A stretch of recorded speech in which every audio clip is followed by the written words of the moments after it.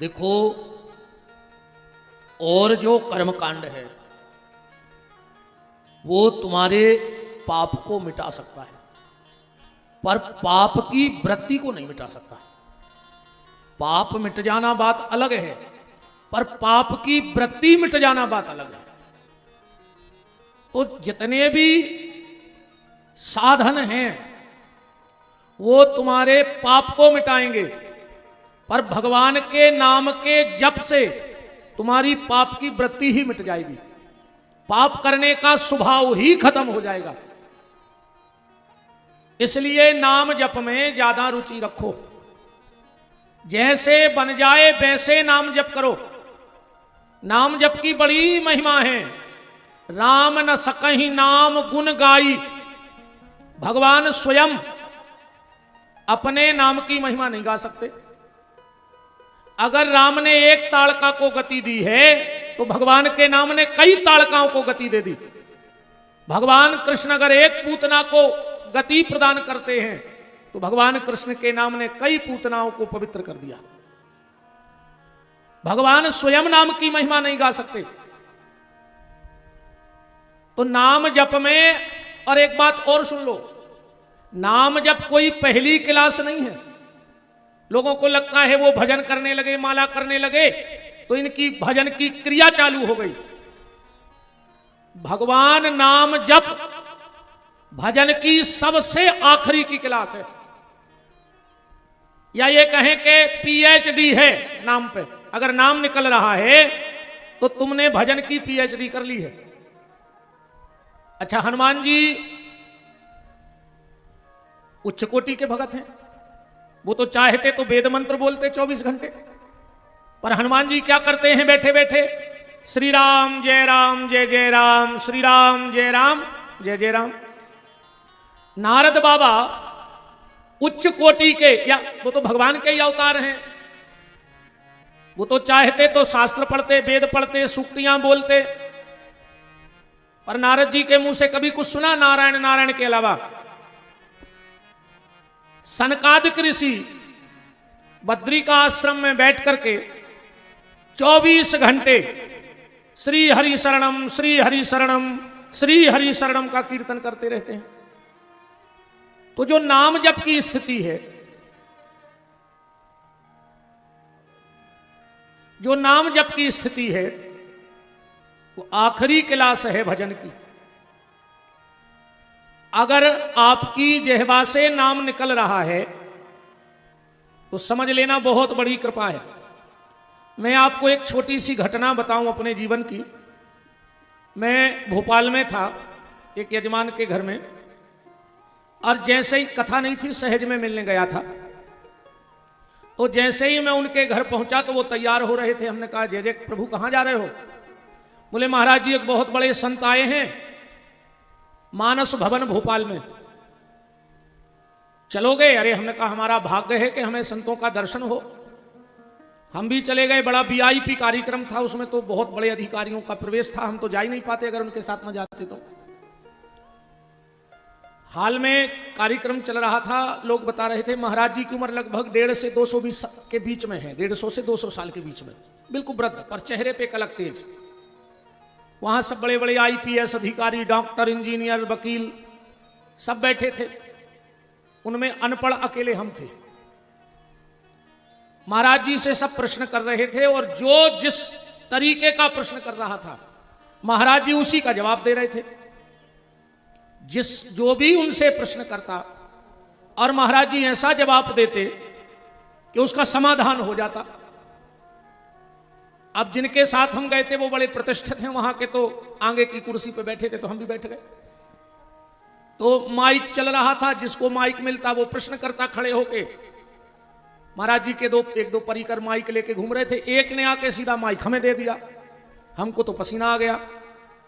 हमने कहा इतने बड़े बड़े लोगों में, पढ़े लिखे लोगों में हम तो एक तो फंसा ही गए, अब क्या प्रश्न करें? हमारे उन साथ वालों ने इशारा कर दिया, बोले माइक मिल गया तो खड़े हो जाओ, तो हम खड़े हो गए। अब हमने कहा क्या पूछें इनसे? हमने एक प्रश्न किया, राम जाने कहां से मुंह से निकल गया, भगवान जाने, हनुमान जी जाने। हमने कहा महाराज जी मेरी सिर्फ एक जिज्ञासा है कि हमारे ऊपर भगवान की कृपा है, ये हम कैसे अनुभव करें? बस, और मुझे कुछ नहीं जानना। आप तो इतना बता दो कि भगवान की मेरे ऊपर कृपा है, ये अनुभव हम कैसे करें? क्योंकि सुतदारा और लक्ष्मी पापी के घर होए। पैसा होना भगवान की कृपा नहीं है, बड़ा मकान होना भगवान की कृपा नहीं है, आपका खूब नाम होना भगवान की कृपा नहीं है। ये तो रावण के घर में भी कमी नहीं थी। बोले रावण के घर में किसी चीज की कमी थी? महाराज जी ने हमें नीचे से ऊपर देखा और बोले कि बेटा तेरी उम्र तो नहीं लग रही इतनी, जितनी बड़ी बात तूने पूछ ली है, और तूने पूछा है तो अब बताता हूं। और शब्द सुनना महाराज जी का, संतों के जीवन का अनुभव सुनना, और मेरा समाधान तुरंत हो गया। बोले बेटा, मनुष्य पे भगवान की सबसे बड़ी कृपा है, उसका एक ही उदाहरण है या निश्चय है। अगर तुम्हारे मुंह से भगवान का नाम निकल रहा है तो समझ लेना कि तुम्हारे ऊपर भगवान की विशेष कृपा है, क्योंकि उसकी कृपा के बगैर किसी के मुंह से भगवान का नाम नहीं निकलता है। फिर गोस्वामी जी ने लिखा, अति हरि कृपा जाय पर होई। थोड़ी बहुत कृपा से कुछ नहीं होता, अति हरि कृपा जाय पर होई। या फिर यह भी कह दें कि जे जानो जेह देह जनाई। उस परमात्मा को वही जान सकता है जिसे वो जनाना चाहे, उसके जनाए बगैर उसे कोई नहीं जान सकता। अरे हम 9 दिन के शिव महापुराण में उसे क्या जान पाएंगे? जिनका ये शिव महापुराण है वो जीवन से समाधि में बैठे हैं, फिर वो नहीं जान पाए तो हम क्या उस परमात्मा को जान पाएंगे? वो लोग कैसे जान पाएंगे उसे? नारद सारद शेष विशारद जाही को नाम निरंतर गावे। नारद जी को पूरी जिंदगी हो गई नारायण नारायण करते हुए, वो नहीं जान पाए। लक्ष्मण जी 24 घंटे साथ रहे, वो ना जान पाए। लक्ष्मण हुआ है मरम न जाना, जो कछु चरित रचा भगवाना। और जब उन्होंने मेरे ये कहे कि मुझे आत्म शांति हुई उनके प्रश्न से, तो मैंने तुरंत कहा महाराज जी एक प्रश्न और पूछ लें। तो जो साथ वाले थे बोले नहीं नहीं, एक प्रश्न की परमिशन है बस। महाराज जी ने वहीं से माइक कहे, उस लड़के को माइक दे दो, पूछो बेटा क्या पूछना है तुम्हें। क्योंकि यहां जितने लोग बैठे हैं, कोई नौकरी के बारे में पूछ रहा है, कोई छोकरी के बारे में पूछ रहा है कि हमारा विवाह कब तक होगा, कोई चुनाव के लिए, कोई प्रमोशन के लिए, कोई डिमोशन के लिए। बोले एक लड़का तो है ही जिसने अच्छा प्रश्न किया है। हमें और दम बंध गई। हमने कहा महाराज जी बस एक अंतिम जिज्ञासा है मन में कि हम भगवान का जितना भजन करते हैं, तो क्या भजन बाहर है या भीतर पहुंच गया है? इसका क्या प्रमाण है? अगर हम जितना भी भजन कर रहे हैं, मंदिर जा रहे हैं, माला कर रहे हैं, पाठ कर रहे हैं, पूजा कर रहे हैं, तो क्या ये सब बाहर बाहर का सिस्टम है या भीतर भी प्रभाव हुआ है नाम का? क्योंकि देखो, हम मंच पे आए, ये हाथ में माला लिए हैं, ये हम भगवान को रिझाने के लिए नहीं लिए, ये तो हम आप लोगों को रिझाने के लिए लिए। ये तुम लोग समझो कि गुरुजी दिन भर माला ही फेरत रहते हैं, आका हम जाकर कमरा में माए फेंक देते हैं और मोबाइल चलाने लगा, तुम्हें क्या पता भीतर से तो इतलाक है। रही बात हमारे संगवारों की, तो हम लवाए हैं, जो हम कुआं हैं जी बाके हैं। भाई तुम्हारे मन के तो होने जी, हमारे संगे 20 साल से तो जो हम पढ़ा हैं ये वो बोल हैं बाहर, हम भली भीतर फेसबुक चला रहे, पर को मिलवे जे है तो गुरुजी अबे पूजा कर रहा है, हम उतने ही खुलवाए नौरों को। भाई ये जा तो कहने दे कि गुरुजी 10 बजे सो के उठे थे और उठ के अच्छो नाश्ता करके फेसबुक चला रहे। ये जई बते हैं जो इनको हम रात में पढ़ा हैं कि तुम्हें सवेरे को मिलवे आए, कहियो नहीं अबे गुरुजी ने मिल भजन कर रहा है, गुरुजी फेसबुक चला रहा है, सो रहा है। हम अपनी बता रहे हैं, हमें कोई की पता नहीं है। ये हमने जो भेष बनाया है, इससे भगवान नहीं ठगे जाएंगे। तुम आदमी को ठग सकते हो, तुम मंदिर में रखी मूर्ति को ठग सकते हो, और ठग रहे हैं लोग मूर्ति को। तुम आदमी को ठग सकते हो, मंदिर में रखी मूर्ति को ठग सकते हो, परिवार को ठग सकते हो, पर क्या अपनी मौत को ठग पाओगे? बोलो, क्या मौत से चालबाजी कर पाओगे? तुम सारी दुनिया में बुद्धि चला सकते हो, पर क्या मौत के सामने तुम्हारी बुद्धि चल जाएगी? दुनिया में ऐसा कोई वकील पैदा हुआ जो यमराज के घर से मौत के लिए स्टे ऑर्डर लेके आ जाए? ऐसा कोई डॉक्टर है जो लिख के दे दे कि तुम मरोगे नहीं?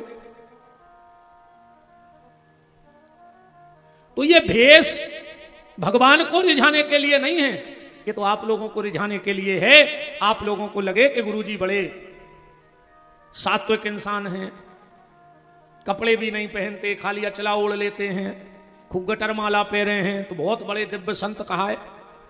इससे हटा वाले तो मोह जाएंगे, पर मौत का रास्ता हटने वाला नहीं है, वो तो आएगा। मैंने कहा महाराज जी एक बात बताओ, अगर हम भजन कर रहे हैं तो मेरे भीतर भजन हो रहा है या भीतर की सफाई चालू हो गई है, एको का प्रमाण है। जवाब सुनना प्यारे, क्या जवाब, एक शब्द में जवाब दिया दिव्य महात्मा ने। कहा बेटा, जिस दिन तेरा एकांत सुंदर हो जाए, जिस दिन तेरा एकांत सुंदर हो जाए, समझ लेना कि तेरे भीतर भजन चालू हो गया। बस इतना कह के रुक गए। अब एकांत सुंदर का क्या मतलब है? एकांत सुंदर का यह मतलब है कि जब हम अपने कमरे में हो, अब भीतर से कमरा लगा हो और कोई ना हो, और उस वक्त अगर हम माला उठा के भजन करने बैठ जाएं, तो समझ लेना कि अब भजन का प्रभाव तुम्हारे जीवन में आया है। जब अकेले में भजन करके बैठो, सबके सामने तो अब आजकल एक नाव चलन है, खूब नचबो होने लगो कथाओं में, है ना। नाचना बुरी बात नहीं है, नाचना बुरी बात नहीं है, पर भगवान के लिए नाचो। इसलिए मत नाचो कि भजन गबो, बगल वाले को मोबाइल दो कि हम खड़े हो रहे सो नाचे, तुम एक रील बना दे अकेली, सो हम फेसबुक पे और इंस्टाग्राम पे डाल रहे। अब तुम कहो कि मीरा नाचती थी, तो मीरा कहीं मोबाइल लेके नहीं जाती थी नाचने कि रील बनाने के लिए नाचे या इंस्टाग्राम पे डालवे नाचे। अकेले में बैठ के भगवान की याद आ जाए। अभी तो हमारी मजबूरी है, मंच से अच्छे अच्छे, यहां गाली थोड़ी देंगे हम किसी को, या फिल्मी गाना गाएंगे कि कव्वाली गाएंगे। यहां तो हम अच्छी अच्छी बातें करेंगे क्योंकि तुम सब लोग बैठे हो। बात तो तब की है जब रात में 12 बजे अगर आंख खुल जाए और उठ करके हम भगवान के सामने बैठ जाएं माला लेके, तो समझना कि भीतर की सफाई चालू हो गई है, और अगर बाहर है तो सीता ही राम है फिर। तो जो मैंने बात कही कि सारे कर्म पाप को समाप्त करेंगे, पर भगवान का नाम आपके भीतर की पाप की वृत्ति को ही खत्म कर देगा। पाप करने की वृत्ति ही तुम्हारी मिट जाएगी। इसलिए खूब नाम जप करो भैया, खूब नाम जप करो, और इतने विश्वास से करो, इतने विश्वास से करो, इतना विश्वास हो। आज की चर्चा यहां से प्रारंभ। एक बार बनारस में गोस्वामी तुलसीदास जी भरत चरित्र गा रहे थे। गोस्वामी तुलसीदास जी भरत चरित्र गा रहे थे, और भरत जी की कथा कहते कहते इतने भाव में डूब गए कि आंखें बंद, आंखों में आंसू, और कथा चल रही है। अब जनता तो जनता है, एक एक करके सब भग गए, टाइम हो गया था कथा का। गोस्वामी जी ने लगभग 9 बजी रात में जब आंखें खोली, एक भक्त बैठा था बस पूरे जगह, सब भग गए थे।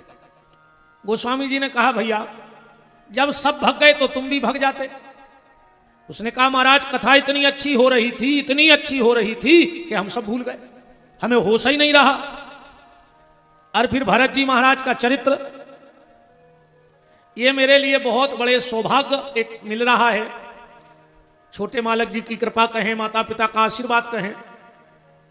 अभी 2 दिन के लिए हमको चित्रकूट जाना है, 2 दिन के लिए चित्रकूट जाना है, 8 और 9 में, इसी 8 जुलाई और 9 जुलाई को। जहां चित्रकूट के दिव्य दिव्य संतों ने यह निर्णय लिया कि 2 दिन का भरत चरित्र विपिन बिहारी के द्वारा उसी जगह हो जहां राम और भरत का मिलाप हुआ है। तो राम भरत मिलाप मंदिर में 2 दिन का भरत जी के जीवन पे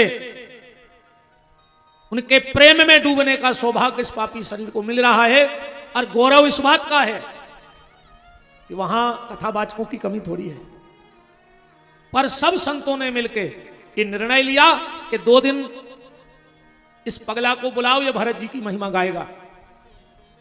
आप लोग पहुंचो तो अच्छी बात है, और ना भी पहुंच पाओ तो 8 और 9 में YouTube पे जरूर सुनना भरत जी की महिमा 2 दिन की। क्या बुलवाएंगे राम जी, ये तो राम जाने, हमें नहीं पता, क्योंकि मुझे लग रहा है राम को सुनना है, अपने भैया भरत की चर्चा को राम जी को सुनना है।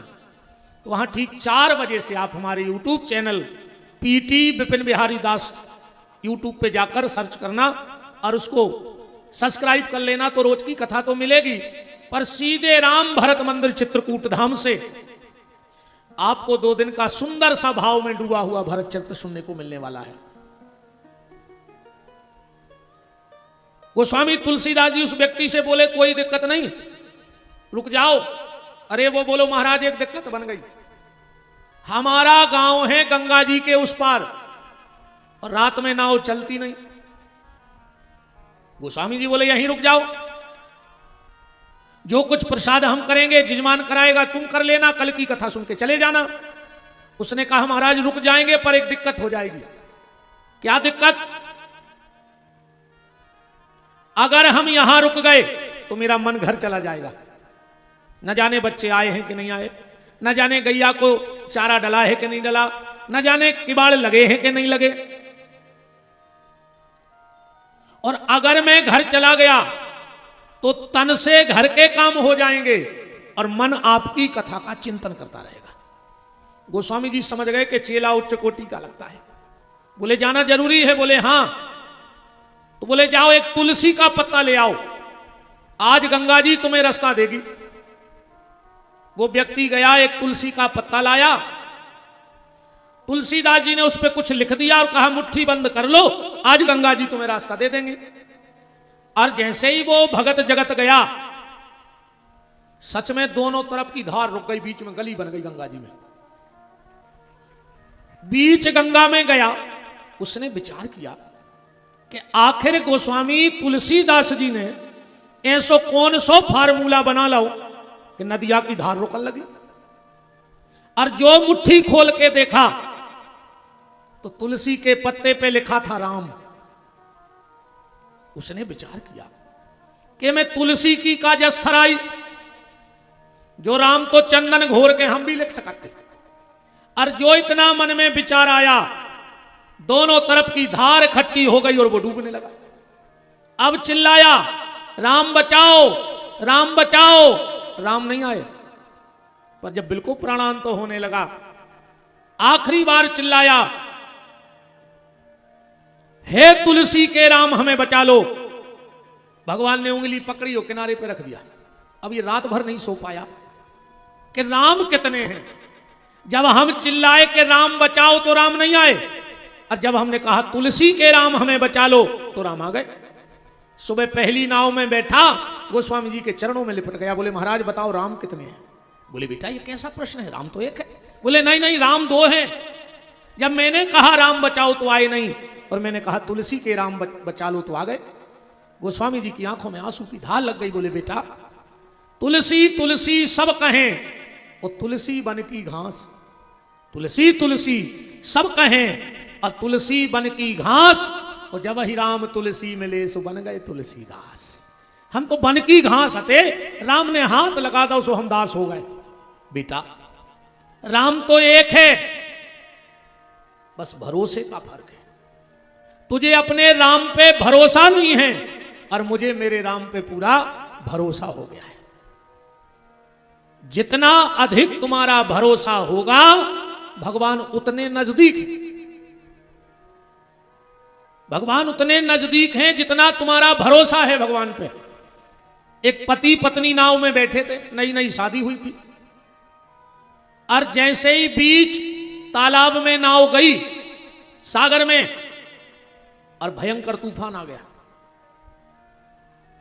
मल्लाह ने कह दिया भैया अब हमारे हाथ से बाहर है बात, अब हम नहीं बचा सकते, जो जैसे बचे तो बच जाओ। सब रोने लगे, बीच सागर में नाव, उतर के भी नहीं भाग सकते नाव वाला, तो अगर डूबने लगे तो भगेगा भी कहां से। वो पत्नी भी रोने लगी, पर पति हंस रहा था। पत्नी ने कहा पागल हो गए, नाव डूबने वाली है, पूरी नाव के लोग रो रहे, तुम हंस रहे। पति रखे तो पिस्टल निकाल के उन्हें माथे पे अड़ा दी, कह लगो जब नाव डूब है, जब डूब है हम अब चटका दे, तुम्हें मार जाओ। पत्नी जो रो रही थी वो हंसने लगी। पति बोला क्यों, अभी तो रो रही थी अब हंसने लगी। पत्नी बोली तुम हमें मार ही नहीं सकते। क्यों? बोले तुम हमें प्यार करते हो, वो मेरे पति हो। पति बोलो पगली, मैं तेरे एक जन्म का पति हूं और तुझे मुझ पे इतना भरोसा है, और वो तो मेरे जन्म जन्म का पति है, मुझे उस पर भी उतना ही भरोसा है कि वो हमें अभी नहीं मार सकता। और वो नाव तूफान से निकल के बाहर आ गई। कहने का मतलब बस इतना है, जितना आपका भरोसा है भगवान उतने नजदीक हैं आपके पास। जितना आपका भरोसा है भगवान उतने नजदीक हैं आपके। तो नाम जप करते रहिए, बिना नाम के सब बेकार है।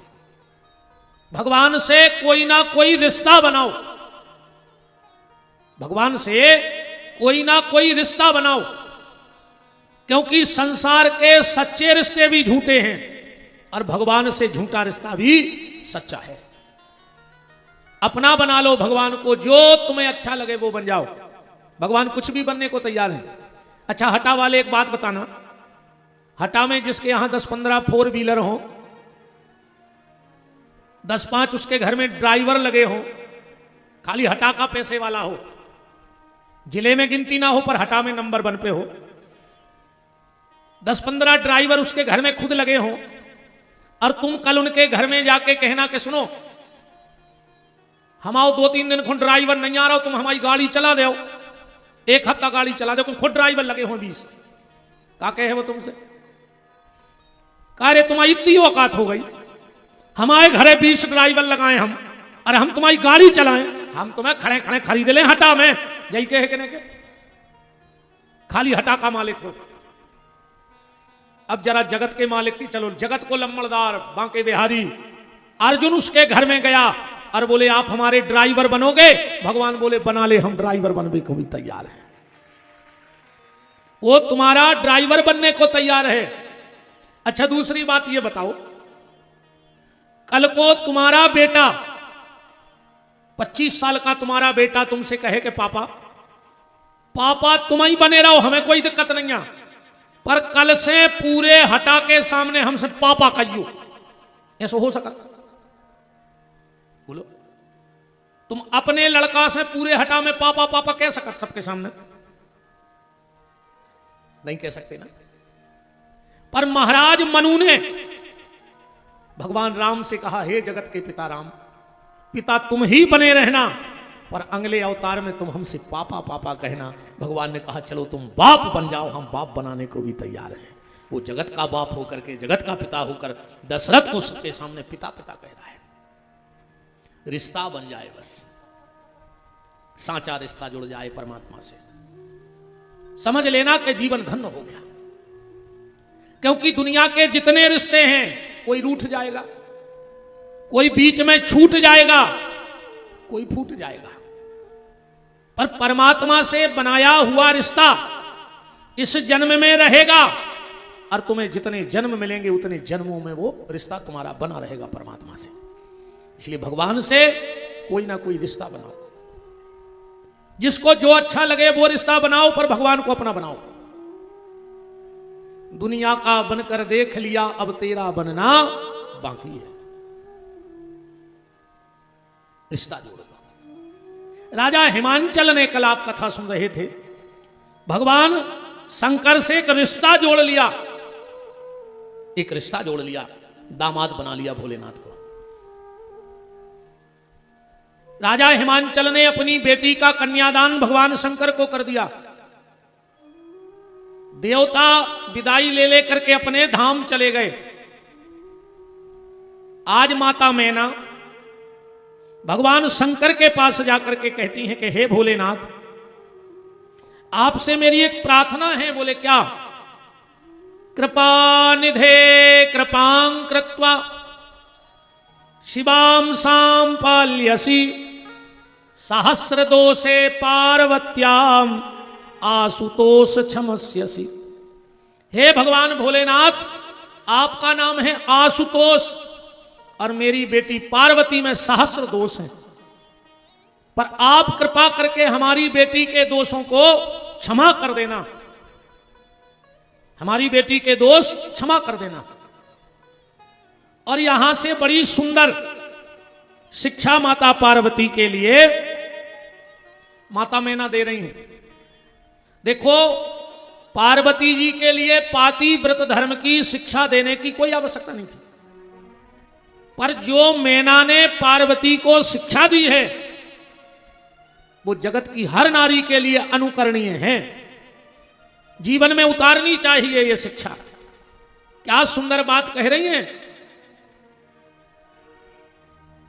धन्या पतिव्रता नारी, माता मैना कह रही बेटा पार्वती, धन्या पतिव्रता नारी नान्या पूजा विशेषतः पावनी सर्वलोकानाम सर्व पापो घनाशनी। बेटी, वो नारी धन्य है जिसका जीवन सिर्फ पति के चरणों में ही समर्पित हो। और हमें लगता पूरा निचोड़ तो गोस्वामी जी ने रामायण में एक चौपाई में ही रख दिया कि एक ही धर्म एक व्रत नेमा उकाय वचन मन पति पद प्रेम। देखो, यहां से बात समझो, संसार को पवित्र करने का काम किसका है? गंगा का। गंगा ने ठेका लिया है कि हम संसार को पवित्र करेंगे, तो संसार को पवित्र करने का काम है गंगा का। तो गंगा को पवित्र कौन करता है? गंगा को पवित्र दो लोग करते हैं, एक यति, यति माने संत, और दूसरे सती, सती माने पतिव्रता नारी। ये कुंभ क्यों लगता है? क्यों लगता है कुंभ, बताओ? क्या जिस दिन कुंभ था उसी दिन गंगा का महत्व था? फिर साल भर लोग क्यों जाते हैं वहां? साल भर क्यों जाते हैं? हमारे लिए गंगा आज भी वही है और हमारे लिए माघ में भी वही है, और कभी भी चले जाओ तो तुम्हें वही गंगा मिलेगी। ऐसा थोड़ी कि कुंभ में पानी बदल दिया जाता हो गंगा जी का, कोई विशेष जल आता हो कहीं से। कुंभ लगता है संतों को और सतियों को। ध्यान से सुनना, जो साल भर महात्मा गुफाओं में बैठ के तप तपस्या करते हैं, वो साल में एक बार अपनी तपस्या गंगा जी में डाल जाते हैं, और साल भर हमको उनकी तपस्या का फल मिलता रहता है। और कभी भी तीर्थ जाया करो, कभी भी तीर्थ जाया करो तो संतों के दर्शन जरूर किया करो, चाहे मंदिर में जा पाओ चाहे न जा पाओ। वहां मंदिरों मंदिरों भटकने से कुछ नहीं है। हटा में क्या जो मंदिर है इसमें पत्थर रखे हैं जो तुम इलाहाबाद गए थे देखने, बोलो यहां मंदिर नहीं है क्या? यहां गौरी शंकर नहीं है? यहां राम ललाजू नहीं है? यहां जगन्नाथ जी नहीं है क्या? यहां भी तो है। हरि व्यापक सर्वत्र समाना, कण कण में भगवान है। और अगर तुम घर के मंदिर जो बगल में मंदिर है वहां पांव पड़ने नहीं जाते हनुमान जी के, और आज आषाढ़ के दिन 20-20 किलोमीटर जा रहे गाड़ी लेके दर्शन करावे, तो बगल में का पत्थरा धरे, बता। जो व्यक्ति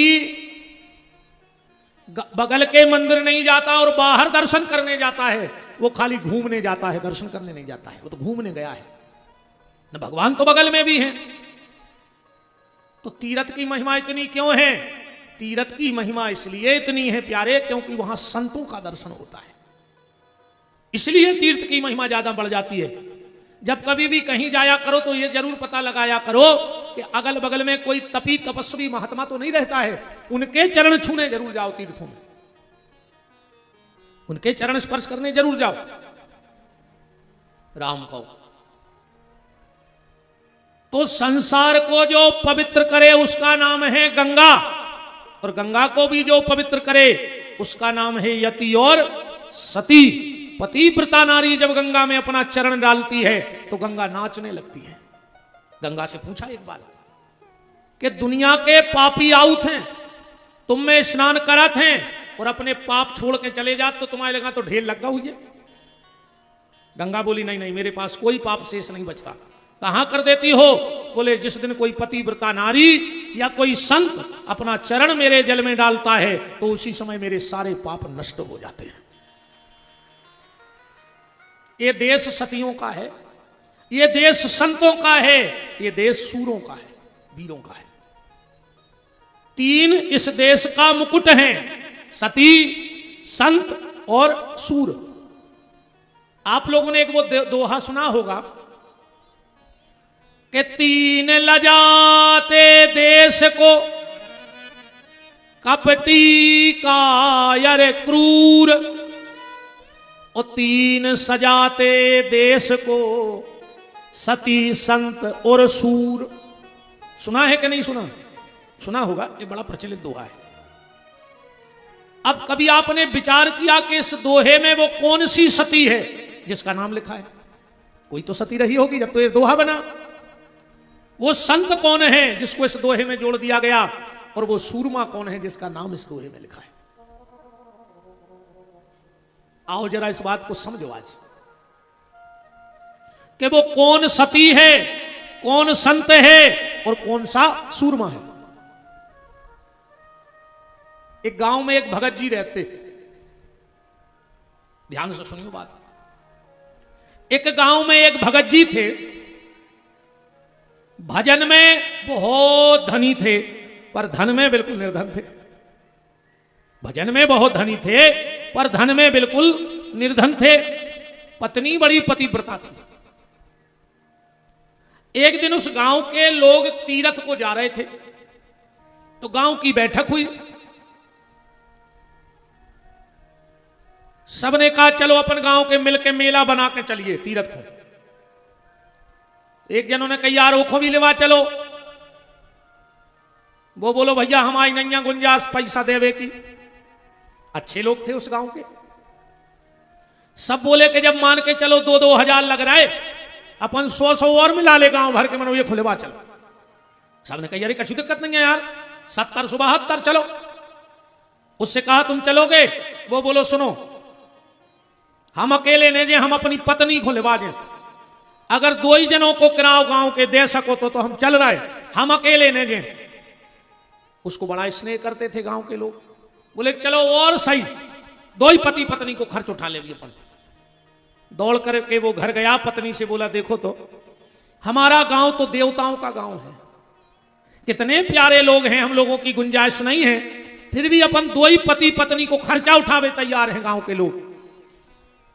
पत्नी बोली काय को खर्चा? बोले वे तीर्थ को जा रहे। पत्नी बोली सो तुम चले जा, तुम्हें जहां जाने हो सो। हम आओ को तीर्थ बनो ही नहीं है दुनिया में, हमारे तो तुम्हारी तीर्थ हो, हमें नहीं जाने कहूं। पति बोला चलो। बोले जब हमने कह दिया कि हमारे तीर्थ तुम, हमें दुनिया के कोई तीर्थ से मतलब नहीं है। पति बोलो तो हम चले जाएं। पत्नी बोली हां चले जाओ पर एक शर्त है, बहुत ध्यान से कथा को समझना। पत्नी बोली हम अकेले घर में नहीं रहे, हमें डर लगत है, तो हमारे पास कोई को छोड़ जाओ। वो आदमी बोलो कि हाँ हमारा एक मित्र है वो बनोरे जे देना हमने यहां है। पत्नी बोली और सुन लो, तुम्हें जाने हो सो जाओ, नहीं जाने हो सो बिल्कुल नहीं जाओ, पर जोन तुम्हारा मित्र घरे रुके, हम ये कई बिस्तर में सो हैं। तुम्हें जाना हो जाओ, नहीं जाना हो मत जाओ। वो आदमी बोलो हमें हमारे मित्र पे भरोसा है, सो जाना तुम एक बिस्तर में, कोई दिक्कत नहीं है। उसने मित्र को बुलाया। बोले मित्र मैं 8-10 दिन के लिए जा रहा हूं तीर्थ यात्रा को, तुम्हें मेरे घर में रुकना है और एक ही बिस्तर पे सोना है। उसने कहा कोई दिक्कत नहीं। वो तो चला गया तीर्थ को। जब ये शाम को आया और सोने लगा तो इसने बीच में एक नंगी तलवार रख दी। उस तरफ मित्र की पत्नी, इस तरफ ये, बीच में एक तलवार रखी है।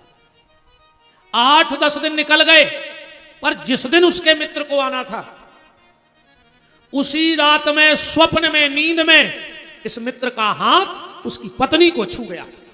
फट झटके से नींद खुल गई। ओ ये मैंने क्या किया, मैंने तो अपने मित्र को धोखा दे दिया।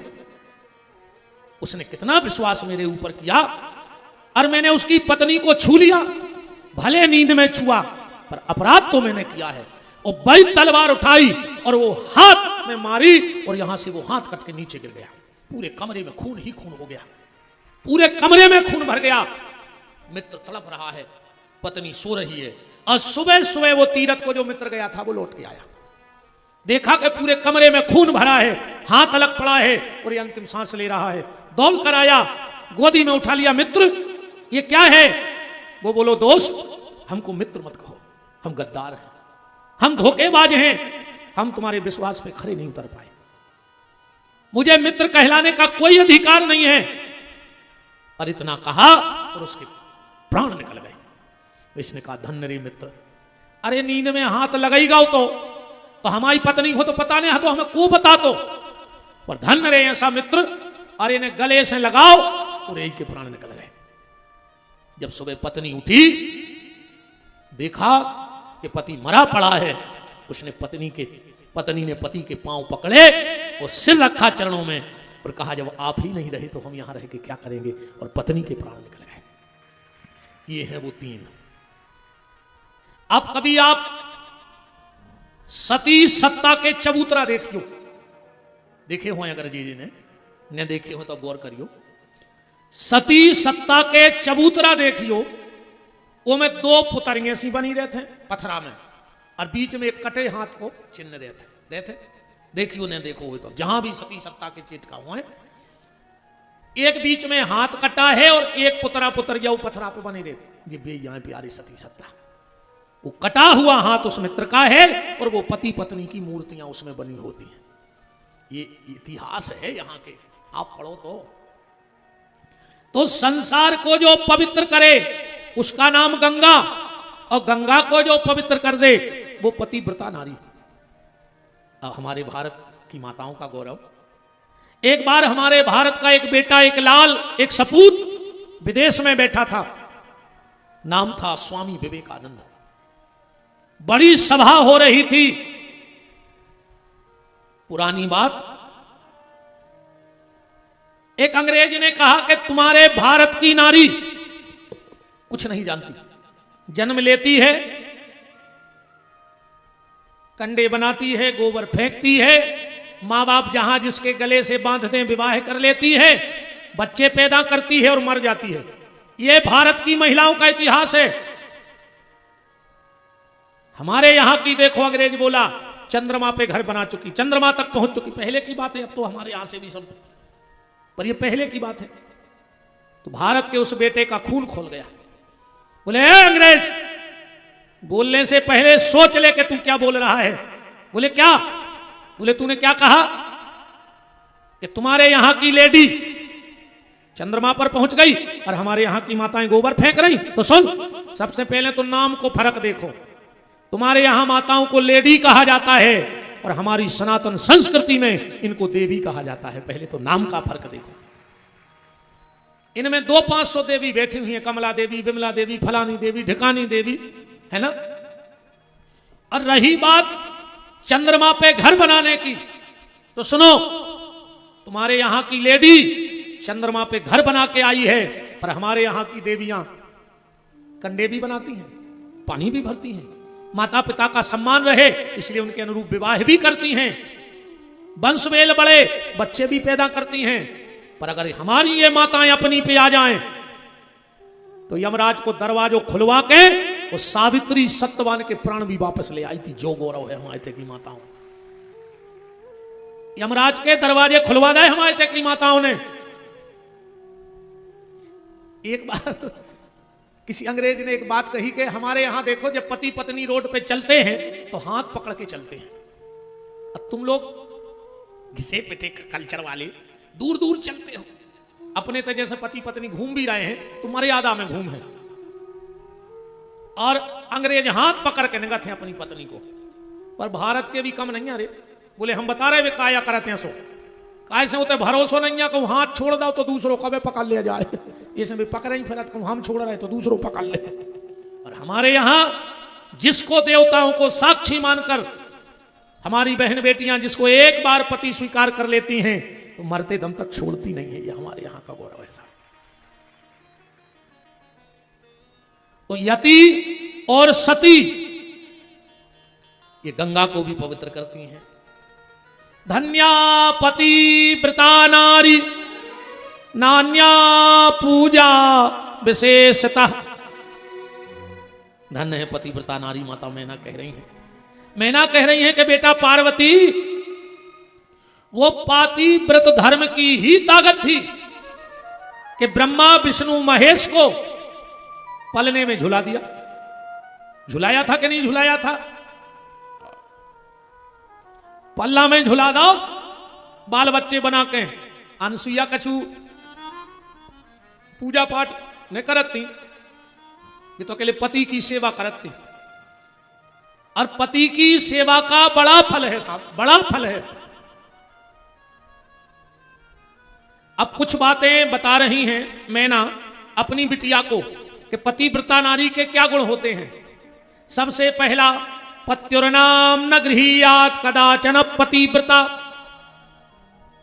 पत्नी को कभी पति का नाम नहीं लेना चाहिए। और आजकल की जो बहन जी हरे ऐसे बुलाउत हैं जैसे इनके मोड़ी मोड़ाने हुए। कभी भूल कर दो लोगों का नाम नहीं लेना चाहिए। पत्नी को पति का और पिता को बड़े बेटे का। पिताजी को कभी बड़े बेटे का नाम नहीं लेना चाहिए। राम को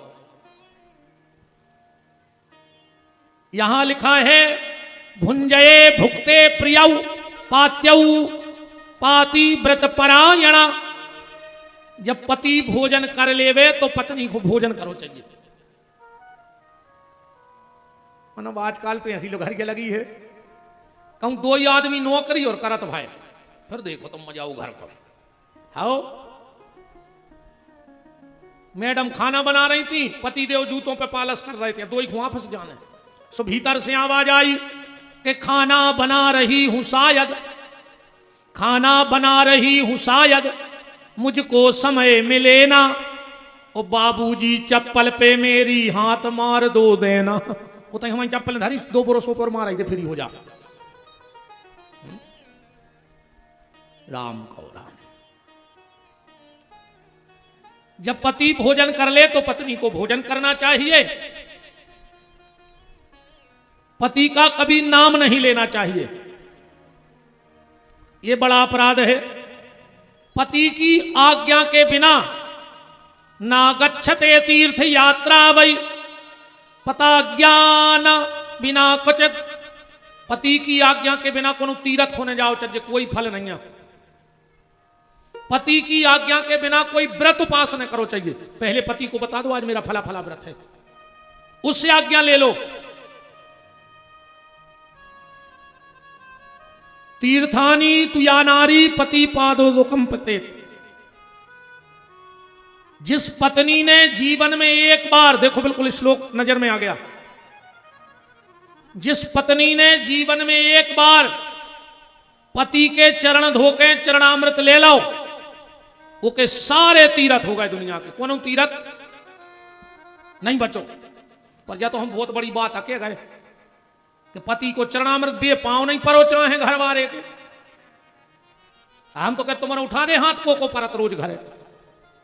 ईमानदारी छुटक तो शंकर जी देख रहा है, ये खाता नहीं उठो। अरे अच्छा तुम्हारे उठा दे तुम्हारे घरे को परत रोज पाओ, ये खाता नहीं छोड़ी को। वो तो जाकर वो करवा चौथ चल लगाओ, सुबह साल में एक बेर पांव पल ले सो लगत है घरे के अपनी भी इज्जत है न भी नहीं परोचा है। अच्छा वो दिन भी कैसे पांव परत पता है कि आप अंदर आ रहा है हमें पांव पड़ने हैं तो सबके सामने पढ़ लिया तो का शर्म लग रही तुमको घर बारो आए। प्यारे बहुत विचारणीय बातें हैं, बहुत सोचने वाली बातें हैं।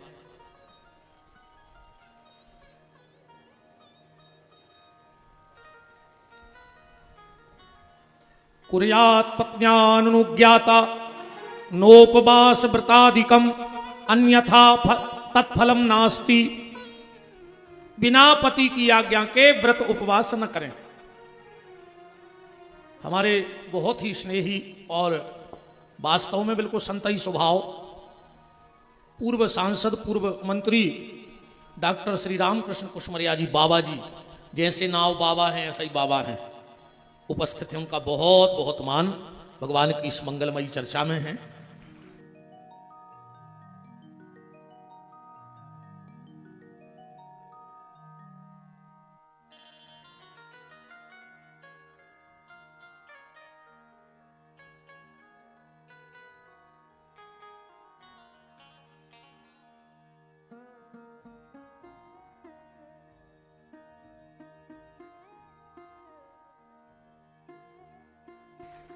बहुत बहुत मान है हमारे डॉक्टर साहब श्री रामकृष्ण कुशमरिया जी बाबा जी, विराजिएगा।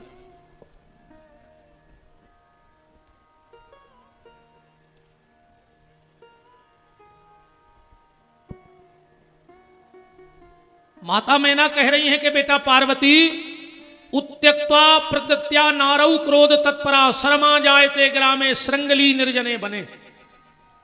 पति को कभी पत्नी को जवाब नहीं देना चाहिए, और जो पत्नी पति को जवाब देती है, इस लोग देख लियो, हमारी ने सोचियो कि हम कह रहे हैं अगले जन्म में कुतिया बनत है। तुम तो जो श्लोक पढ़ ले देखो ज्यादा, शर्मा जायते ग्रामे श्रृंगली निर्जने बने, और बाबी गांव की कुतिया नहीं बनत, पहाड़ की कुतिया बनत, जो पति को अब शब्द बोलती है। कछु कछु तो जा सोच रहे यार ऐसी जानते तो आज हम लोग वाले आउते। कई आदमी मन ही मन पछता रहे कि आज यार हम लोग वाले आप आउते, कहूं सुन लेती तो कछु न कछु तो गढ़ती। पर अब इस बात को ऐसे मत समझना। संत श्री मलूकदास जी ने एक बात कही है कि वैष्णव संत अवैष्णव नारी, पत्नी अच्छी हो और कहूं पति खराब होए, और पति खराब होए या पति अच्छो होए कहूं पत्नी खराब होए, तो गृहस्थी की गाड़ी कैसी होते। बोले वैष्णव संत अवैष्णव नारी, तो ऊंट बैल की बनी सवारी। अब एक गाड़ी में एक तरफ ऊंट लगा दे और एक तरफ लगा दे बैलवा, कहां जे है वह गाड़ी बताओ। अगर पत्नी पतिव्रता है तो पति को भी पत्नी व्रता होना चाहिए। हाँ, पति को भी पत्नी का पूरा ख्याल रखना चाहिए। पति पत्नी को ऐसे रहो चाहिए सूर्य और चंद्रमा की तरह। कभी कभी अगर पति सूर्य बन जाए तो पत्नी चंद्रमा बन जाए, और कभी कभी अगर पत्नी सूर्य बन जाए तो पति चंद्रमा बन जाए, वो गृहस्थी की गाड़ी अच्छी चलेगी। तो आजकल ऐसा है कि तू चंद्रमुखी मैं सूर्यमुखी, तू चंद्रमुखी मैं सूर्यमुखी, तू मुझसे दुखी मैं तुझसे दुखी। चलो दो ही जने कूद पर गए छत पे से, हम भी सुखी और तुम भी सुखी। पति पत्नी का जीवन बहुत दूध और पानी की तरह होना चाहिए। जब दूध और पानी मिल जाए तो यह पता नहीं रहता कि इसमें पानी कौन है और दूध कौन है। ऐसे पति पत्नी के विचार एक हो जाने चाहिए।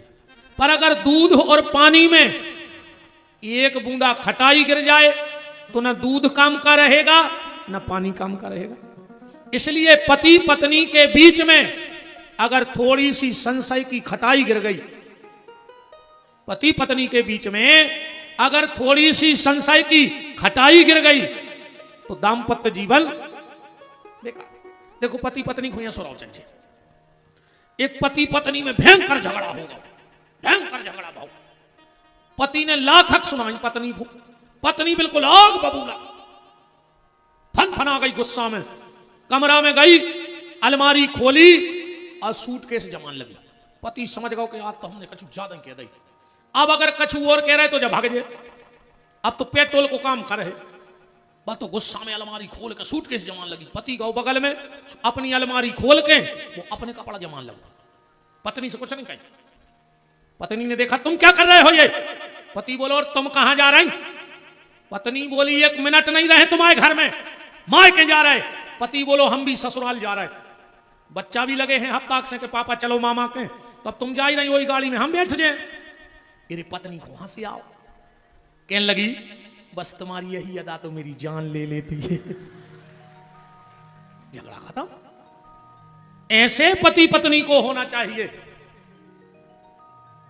अब एक छोटा सा उदाहरण मैं रामायण का 1 मिनट का निकाल के दे रहा हूं कि पत्नी अच्छी हो और अगर पति खराब हो तो वो गृहस्थी नहीं चल पाएगी। पत्नी भी का करे कहां नो भगवान माने, अब बेदारू पी के सुगरा बने डरे नाली में।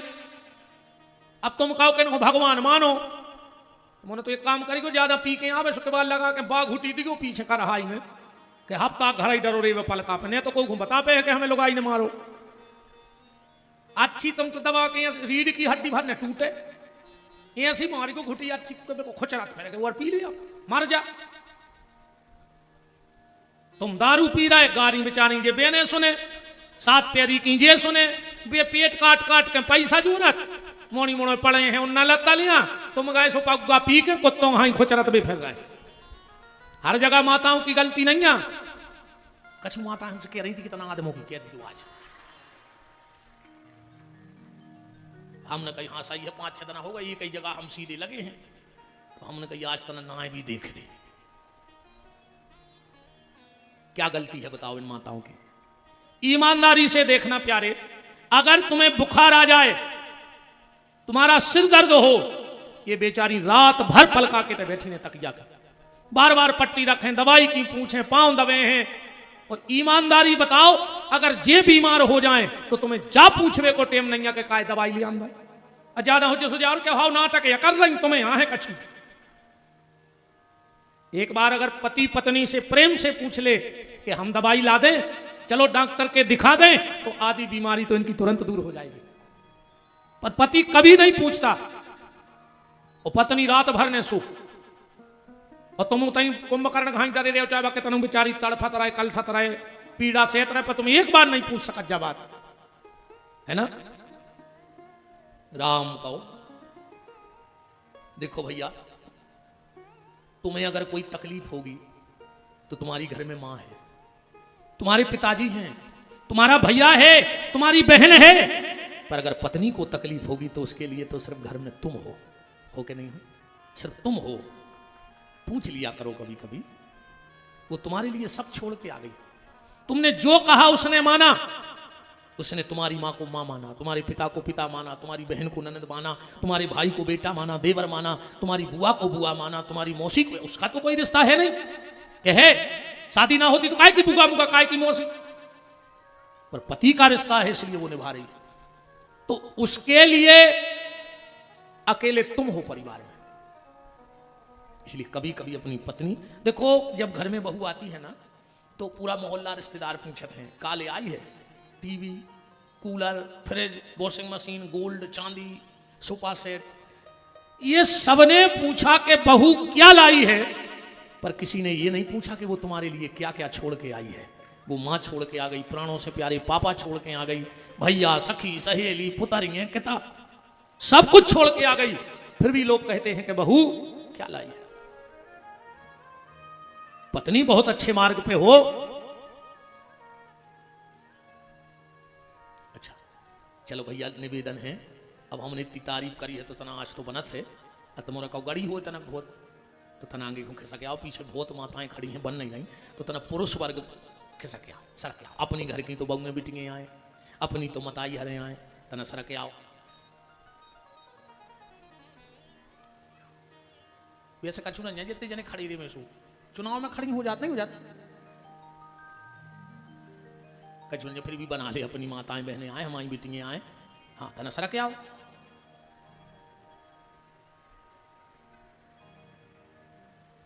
चलिएगा श्री सतानंद जी गौतम जी पन्ना से, राघवेंद्र परिहार जी, भोले श्राफ जी, सौरभ नेमा जी, ब्रजेंद्र जी और रमाकांत श्राफ जी सब उपस्थित हैं।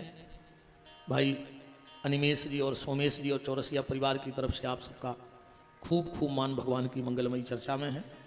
और हमारे कुंडलपुर से महंत श्री पूजपाद गजेंद्रपुरी जी महाराज का पावन पदार्पण हो रहा है।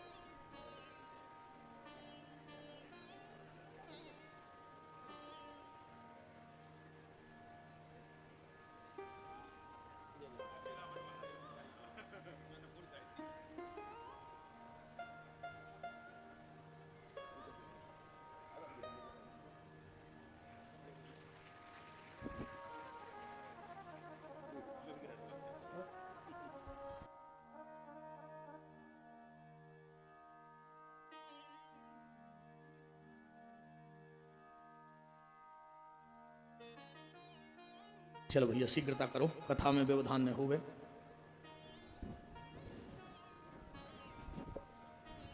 जय जय जय जय। हमारे डॉक्टर साहब, योगेंद्र जी, पवन भैया सब, अरे जय हो सरपंच साहब, पटेरा सरपंच की जय हो। आओ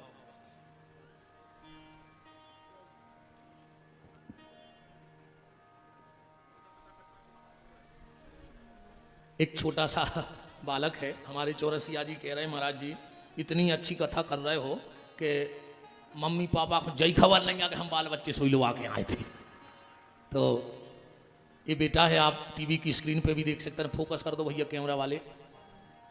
ये बालक है जिसका भी हो, अब को उन्हें ले जाए तो 3 तारीख को हम लुआए जाए, फिर न कुंडलपुर वाय बाबा जी तुम लुआए जाए, जो अपन हो तो चाहे नहीं ऐसी चीला चपाटे।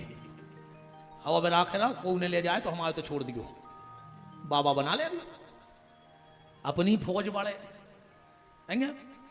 कैसे आज को आदमी बाबों को पूजो तो खूब चाह रहा हो, पर अपने मोड़ा को बाबा नहीं बनाओ चाह रहा हो। हाँ, बाबों की पूजा खूब करने पर अपने मोड़ा को बाबा नहीं बनाओ चाह रहा हो। तो मोड़ा 2-3 मंगलवार रेगुलर मंदिर जान लगे तो बाप कहते यार तुम बाबा ने हो जाए। अब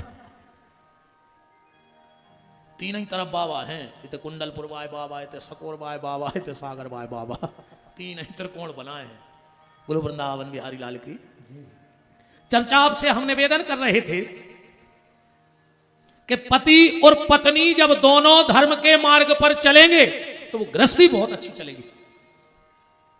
जैसे एक उदाहरण देखो, 1 मिनट का, हम उस कथा के ज्यादा भाव में नहीं जाएंगे। जब लक्ष्मण ने मेघनंद को मार डाला, शिलोचना मंदोदरी के पास गई और कहा मां मुझे सती होना है। क्या होगा भैया? अरे देख ली भैया, अब तो सब पुराने आए सभी तो फिर हैं।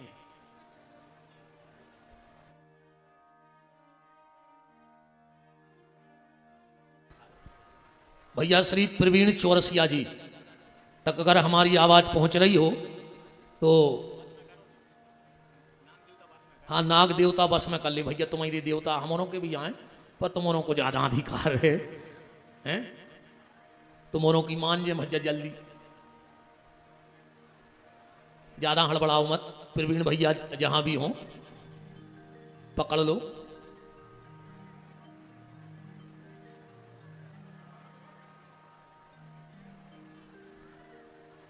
पकड़ो गाओ।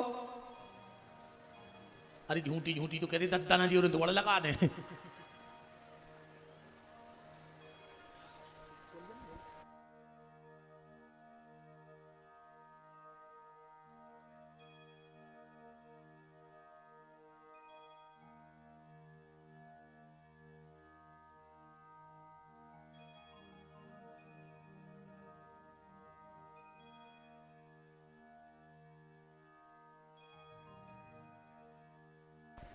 राम को राम बैठ जाओ,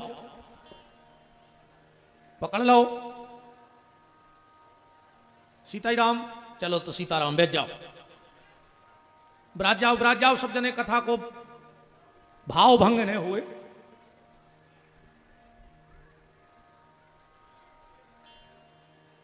ब्राज जाओ।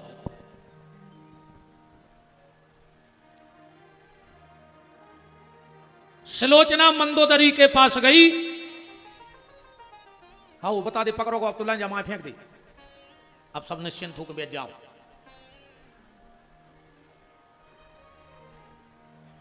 हाँ देख ले तुम्हारे ने कौन सांप या देखे कब देख ले। अरे राम राम, तने देख के फेंक दीजिए बच्चे बीच में नो फेंक दे तुम तो पैसा।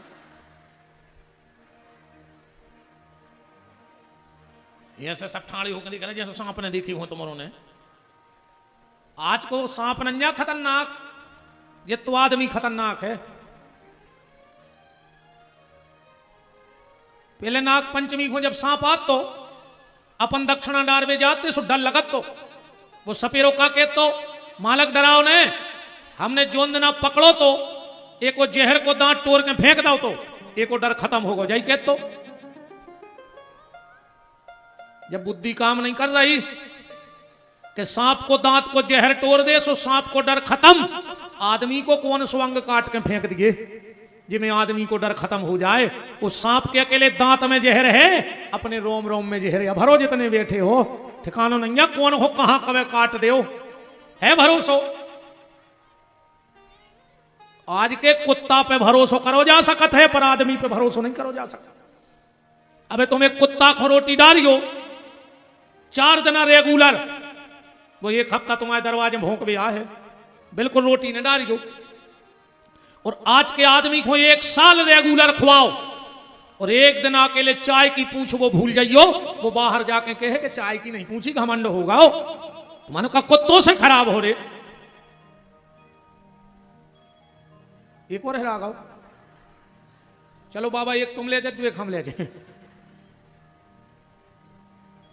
एक बालक और भाई जितना कर दी कैमरा को फोकस टीवी में दिखा दे, कितने आओ कर दे किसे। जिसका भी ये बालक हो, सफेद शर्ट पहने हैं, करीगा पेंट और नीली चप्पल है, अब तो तुम जमा कर जा चोरस जा, और कभी तो रात में ढूंढता ही फिर, अब जमा कर जा। केरा मेरा खूब धरे सुखवा जा, सो रोहे भी नहीं। मनो कछु मम्मी हरे मुंह से ने छोड़ देवे कि बेटा केरा तो खाइया डिंडू में लुआ ले। राम सुलोचना ने मंदोदरी से कहा, मंदोदरी जे हैं भैया माता जी, अच्छा ये कोरहा तो पेल बारो दे दो, कहां है उते चली जाओ, माता जी गोरे खड़े। सुलोचना ने मंदोदरी से कहा, मां मुझे पति का शीश चाहिए जो रामादल में है, मुझे सती होना है। मंदोदरी ने कहा, जाओ अपने पिताजी रावण से कहो, ससुर से। जब सुलोचना रावण के दरबार में गई, बोले पिताजी मुझे पति का शीश चाहिए। रावण ने कहा, मंदोदरी चली जा रामादल में, आशीष मांगला। सबने कहा, रावण महाराज तुम अपने घर की बहू अपने दुश्मन के खेमे में पहुंचा रहे। रावण कहता है, तुम अभी राम को नहीं जानते हो, मैं राम को जानता हूं। राम का वो चरित्र है कि मेरी बहू इतनी सुरक्षित मेरे घर में नहीं है जितनी सुरक्षित रामादल में है, क्योंकि राम का स्वभाव मुझे पता है। अरे राम की तारीफ तो राम के दुश्मन भी करते हैं, राम की तारीफ राम के दुश्मन भी करते हैं। जब राम जी ने बाण मारे, रावण के हाथ कटे, जमीन में गिरे, पर रावण आयुर्वेद का बहुत बड़ा विशेषज्ञ था। वो कटा हाथ रखता और हाथ लगाता और हाथ जुड़ जाता। राम जी हाथ काट रहे, वो फिर जोड़ लेवे।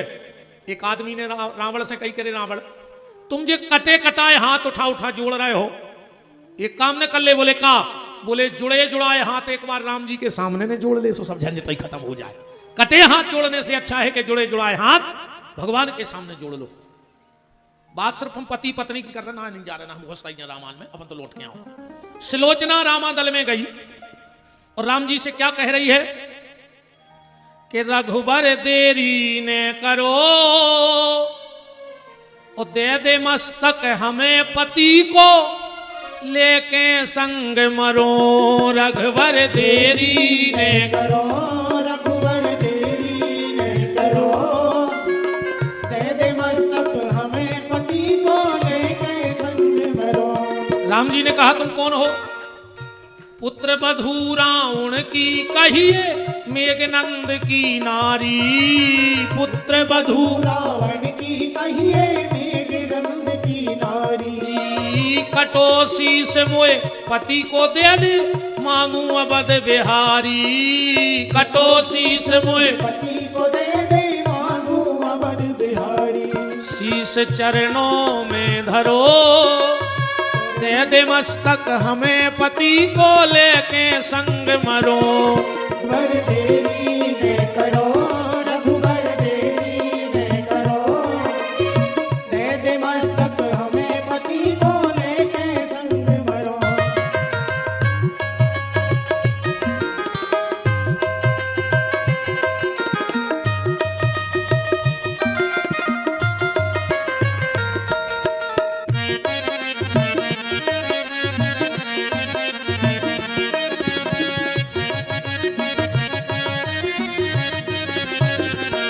रघुबर देरी ने करो, सुलोचना बोली, नाथ मुझे पति का शीश दे दो, मैं सती होना चाहती हूं। तो लक्ष्मण को हंसी आ गई। उर्मिला, सुलोचना, जब तू इतनी बड़ी पतिव्रता है तो तेरा पति मर क्यों गया? तो सुलोचना हंस के कहती है, लक्ष्मण, छोटे ठाकुर सुनो, आज लंका के मैदान में दो वीरों ने युद्ध नहीं लड़ा है। आज लंका के मैदान में दो पतिव्रताओं ने युद्ध लड़ा है। एक तरफ से उर्मिला लड़ रही थी, एक तरफ से सुलोचना लड़ रही थी। लक्ष्मण, तुम सोच रहे होगे कि जब दो पतिव्रताएं लड़ी तो सुलोचना हार गई। क्या सुलोचना पतिव्रता नहीं थी? वो सुलोचना का जवाब सुनना। सुलोचना कहती है, लक्ष्मण, पतिव्रता तो मैं उर्मिला के टक्कर की हूं, बस एक गलती हो गई मेरे साथ। उर्मिला का जो पति लक्ष्मण था वो धर्म रूपी राम का साथ दे रहा था, और सुलोचना का जो पति मेघनंद था वो अधर्म रूपी रावण का साथ दे रहा था। अगर मेरे पति ने मेरा साथ दिया होता धर्म में तो उर्मिला की ताकत नहीं थी कि मुझे हरा देती। बात सिर्फ मैं ये कह रहा हूं कि पत्नी बहुत अच्छे मार्ग पे जाए, और अगर पति गलत मार्ग पे जाएगा तो वो गृहस्थी चल नहीं पाएगी। अगर पतिव्रता उर्मिला है तो लक्ष्मण को भी धर्म रूपी राम का संगाती होना पड़ेगा, तब कहीं जाकर के आनंद बनेगा। बहुत सुंदर शिक्षा दी। माता मैना कह रही है, बेटी, पतिव्रता नारी 3 कुलों को पवित्र करती है। आप श्लोक पढ़ सकते हैं। 3 कुल कौन कौन से? मातृवंशयः,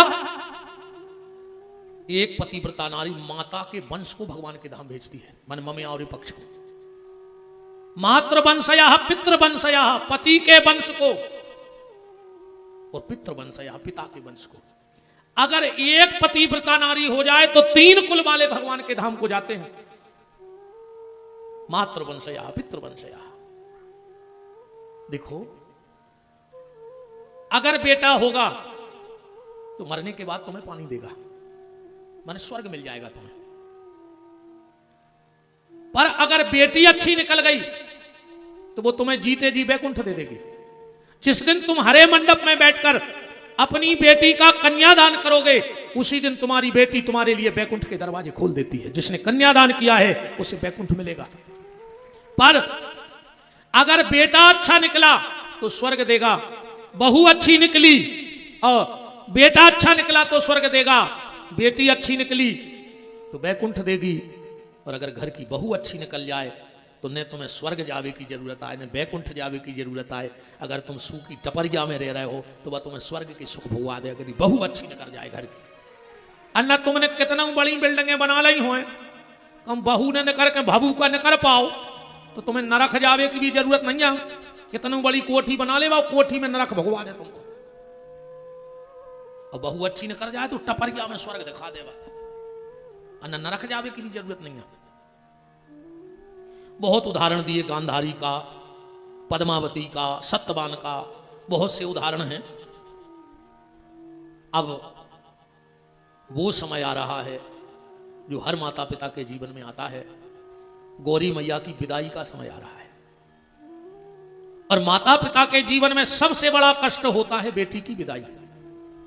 जिसको पाला पोसा बड़ा किया, वो पल भर में सब हुआ रे पराया, विधना अपनी चाल चले। हार गए विधना के आगे, मानव कितने सपने संजोता। एक क्षण में बेटी पराई हो जाती है, एक क्षण में। पाल कर पोस कर बड़ा किया और एक क्षण में वो पराई हो गई। गौरी मैया के विदाई का समय आया, पूरे हिमाचल में शोक की लहर दौड़ गई। बेटी की विदाई में सबसे ज्यादा कष्ट किसको होता है बताओ? पिता को। क्यों? पूरे परिवार की चिंता करते हैं पापा। पूरे परिवार की चिंता कौन करते हैं? पापा। और पापा की चिंता घर में कौन करता है? बेटी। चाहे बेटी को डॉक्टर कह लो पापा का, चाहे बेटी को बहुत अच्छा मित्र कह लो पापा का। पति जो बात पत्नी को भी नहीं बताएगा वो अपनी बेटी से शेयर कर लेगा। और बेटी भी इतना चाहती है अपने पापा को, इतना चाहती है अपने पापा को, अच्छा बिटिया सबसे ज्यादा भरोसा कौन पे करा दुनिया में? पापा पे। हर घर में छोटे भाई बहन होते हैं, वो लड़ते हैं। ऐसे कौन बहन भज्जा ने कहा है जो तनक बहुत नहीं लड़ा था। मम्मी घर में है, पापा घर से बाहर है, अब बहन भैया में झगड़ा होगा। बिटिया पता है का कहते उस समय, भैया भैया कर ले तुम्हें जितनी अति करने हुए, तुम शाम को पापा को आन दे, हम फिर बताए तुम्हें। बजा नहीं कहते हम मम्मी से कहें, कैसे को पता है कि अगर हम मम्मी से शिकायत कर रहे हैं तो मम्मी हम को डांटे, भली गलती भैया ने करी हुई, और शाम को जब हमारे पापा आए हैं तो भली गलती हमने करी हुई, पर डांट तो भैया ही को पिटने हैं, क्योंकि पापा कभी हमें डांटते नहीं है। बहुत गहरा रिश्ता है बिटिया और बाप को, बहुत गहरा रिश्ता है। इसीलिए ऐसे इतने पत्थर दिल भी लोग हैं दुनिया में कि जिनका बाप मर गया पर उसकी आंख में कभी आंसू नहीं आए। पर दुनिया में ऐसा कोई बाप नहीं हुआ होगा जिसने अपनी बेटी को विदा किया हो और उस बाप की आंखों में आंसू न आ गए हो, क्योंकि बाप को पता है कि आज मेरी दुनिया लुट गई, मेरा सब चला गया, अब मेरे घर में कुछ नहीं बचा। ईमानदारी बताना, तुम्हें भगवान ने लड़का भी दिए होंगे, बेटियां भी दी होंगी। आज तक तुम्हारे लड़का ने तुम्हें बिना मांगे अगर पानी दे दो होए तो चैलेंज है, उठ के खड़े हो जा पंडाल में। आज तक लड़के ने कभी बाप को बगैर मांगे पानी नहीं दिया। पर बिटिया को का पता कहा रहे थे, तन्ना कछु भाव पापाए और बा बगल में आ गई। पापा का बात है, कौन कछु कह दई, कछु दर्द हो रहा हो, टेंशन है पापा। कहा तार जोड़े हैं यार भगवान ने मोड़ी और बाप के। बिटिया भी इतनी चिंता करती है अपने पापा की, इतनी चिंता करती है अपने पापा की, जिन जिन ने अपनी बेटी विदा कर ली हो। ईमानदारी बताना, बेटी जब मां के गले से लिपटती है क्या कहती है? मम्मी पापा को ख्याल रखियो, मम्मी तुम मोने चले गयो, तुम मुंह चला था तो पापा को गुस्सा थे। मम्मी तुम्हें तो पता है कि पापा की तबीयत ठीक नहीं रहती है, मम्मी तुम चिल्ली आइयो नहीं, मम्मी पापा को ध्यान रखियो। लिपटी मां के गले से है, पर उसे चिंता किसकी है? पापा की। बहन के गले से लिपट के रोएगी, एक ही बात कहेगी, गुड़िया कोई ऐसा काम मत करना जिसमें समाज में पापा को सिर झुकाना पड़े। मां के गले से लिपटी तो पापा, बहन के गले से लिपटी तो पापा, और भाई के गले से लिपटती है तो यही कहती है, भैया शाम को टेम से घरे आ जाइयो, तुम घरे नहीं आ सो पापा को टेंशन बनते, अबे तो हम रहते भैया, सो पापा को संभाल लेते। कल से चाहे तुम शाम को एक बार दिख जाइयो पापा है, फिर चले जाइयो। कितना प्यार भर रखा है। मां के गले से लिपटी तो पापा, बहन के गले से लिपटी तो पापा, भाई के गले से लिपटी तो पापा। पापा ना हुए बेटी के प्राण हो गए। बहुत प्यार करती है बेटी अपने बाप को। इसीलिए बेटी की विदाई में जब महाराज दशरथ चारों बहुओं को लेकर अयोध्या आए, कौशल्या जी दौड़ी कि डोला में से बहू निकाल लें, उतार लें, और जैसे ही डोले का पर्दा हटाने लगी, दशरथ जी ने कहा रुक जाओ देवी, पहले पूछ तो लो कि तुम्हारे लिए हम क्या लाए हैं। कौशल्या ने कहा मुझे इतना पता नहीं है क्या कि इस डोले में क्या है? बोले क्या है? बोले इसमें राम की पत्नी है। दशरथ ने कहा नहीं देवी, इसमें राम की पत्नी नहीं है। कौशल्या जी बोली मैं समझ गई, आप ये कहना चाहते हो कि इसमें लक्ष्मण की मां है।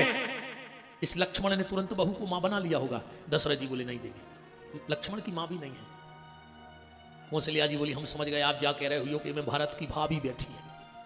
नहीं देवी, भारत की भाभी भी नहीं है। कौशल्या जी बोली तो आप जा कह रहे हो कि हम जनक के प्राण ले आए हैं निकाल के, हर बिटिया बाप की जान होते। नहीं नहीं देवी, इसमें जनक के प्राण भी नहीं है। कौशल्या बोली तो हम समझ गए, आप ये कहोगे कि इसमें दशरथ की शान है, क्योंकि हर बहू अपने ससुर की शान होती है।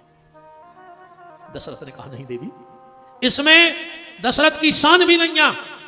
कौशल्या बोली महाराज हम समझ गए तुम अवसारो, तुम जा कह रहे हो कि हम हो गए हैं बूढ़े, तो हम अयोध्या की नई मालकन ले आए हैं। कौशल्या ने चाबी निकाली, दे दो बहू को। दशरथ जी बोले नहीं देवी, इसमें अयोध्या की मालकिन भी नहीं है। कौशल्या ने कहा फिर क्या लाए हो मेरे लिए?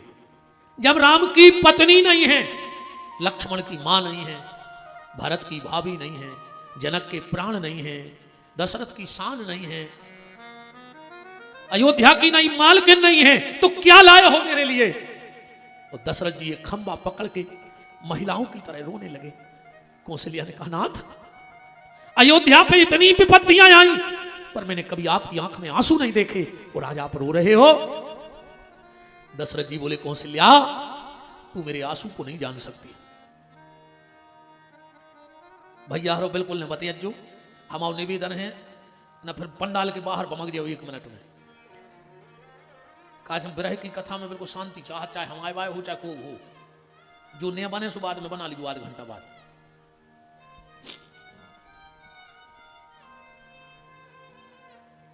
दशरथ ने कहा कौशल्या, तू मेरे इन आंसुओं की कीमत नहीं जान सकती है। क्यों? क्योंकि भगवान ने तुझे कोई बेटी नहीं दी है और तेरे घर से कोई बेटी विदा नहीं हुई है। तू क्या जाने कि बेटी के विदाई का दर्द क्या होता है? जानती है कौशल्या, जब चारों बहुएं डोले में बैठ गई, जनकपुर के लोग मुझे विदाई देने आए और उन सबके सामने राजा जनक ने अपना मुकुट निकाल करके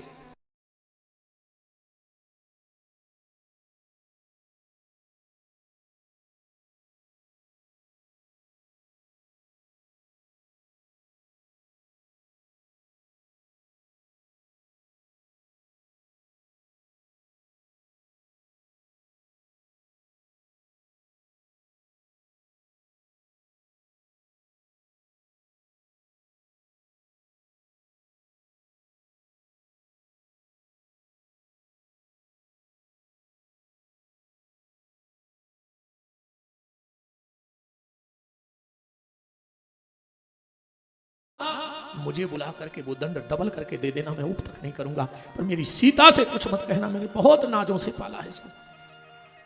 दशरथ जी ने मुकुट उठाया और मुकुट उठा करके जनक के माथे पर लगाया और कहा जनक, भिखारी तुम नहीं हो, भिखारी तो ये दशरथ है। तुमने तो दान दिया है और हमने झोली फैला के बेटियों का दान दिया है। कौशल्या, मेरा निवेदन है, इन बहुओं को इतना स्नेह और इतना प्यार देना कि इनको कभी मायके की याद ना आए। जानते हो बेटी को मायके की याद कब आती है?